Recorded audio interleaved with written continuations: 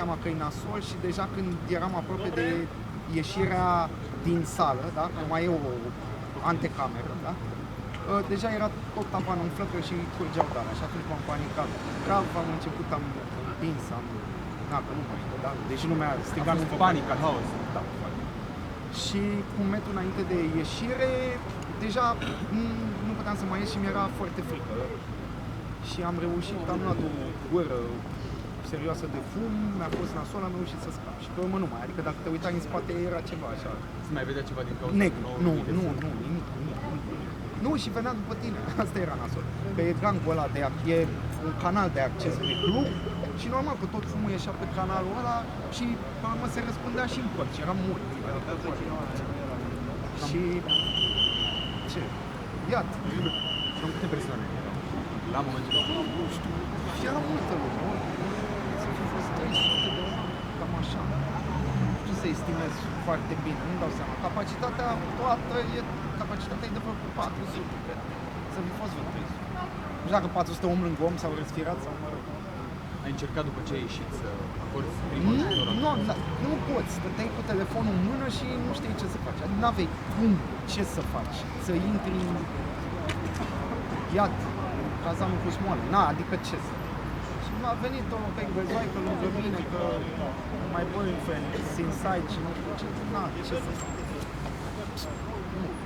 Și am început să-mi descoper unul câte unul prietenii, unii erau întinși, alții mergeau ca zombie.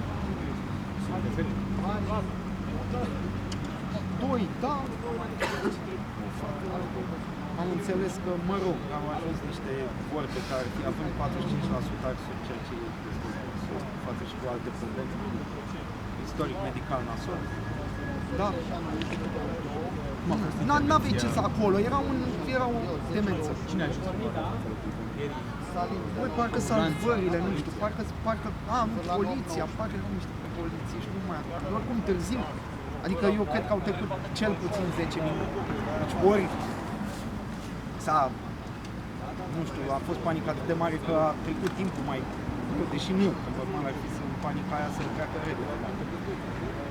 Dar nu știu, mi se pare că au ajuns târziu. Bă, nu știu ce ar fi putut să acum, ok, hai să ne gândim, veneau mai devreme, dar ce ar fi putut să facă în panica aia? Să fi dat cu jeturile, da.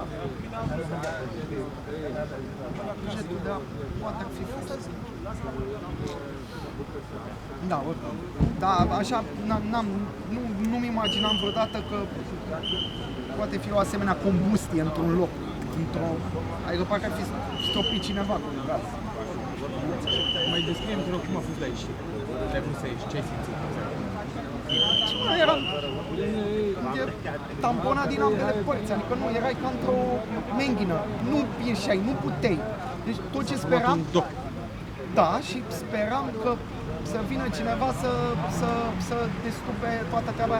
Îmi doream din tot sufletul să mă împingă din spate, să ies și prin geam. Deci nu, adică m-am panicat pentru că știu ce se întâmplă în situația asta. Mic, o ușă de apartament. Hai, poate un pic mai mare, să zic.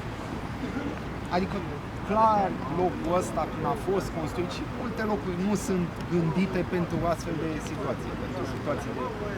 N-a avut nimeni prezență de spirit să încerce să iau un stingător, ceva? Că nu aveau de unde extintoare, adică nu cred că au avut timp să... Nu, am fost prea mare, foarte rapid, foarte rapid. Uite, sunt cu un coleg și eu i-am spus, era lângă mine și ne uitam cum la flacăra aia, da, care se urca așa pe stâlp. Practic, din cauza oxigenului, atunci când ușile au fost deschise, focul s-a propagat cu mai mare viteză. Probabil, deși nu cred că la cât de repede s-a urcat flacăra aia pe tavan și la cât de rapid a fost combustia aia totală, da, a plafonului, nu cred că a avut cineva timp să deschidă ușile, cred că a deschis prea târziu, nu știu. Adică și eu am spierat, am zis, băi, ia foc. Stăteam de vorbă mai devreme cu anumite persoane care au fost odată în local și mi spuneau că erau persoane care efectiv se dureau pe jos, încercau să... Da, pe colegul meu, despre care spun, a ieșit în 4 labe, s-a tăiat la picior, am găsit noi un ajutor medical rapid între rude, l-am tratat cu betsedină, apă oxigenată,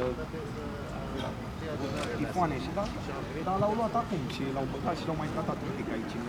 Nu, dar doctorii au fost foarte ok. Mulțumesc. Da? Hai să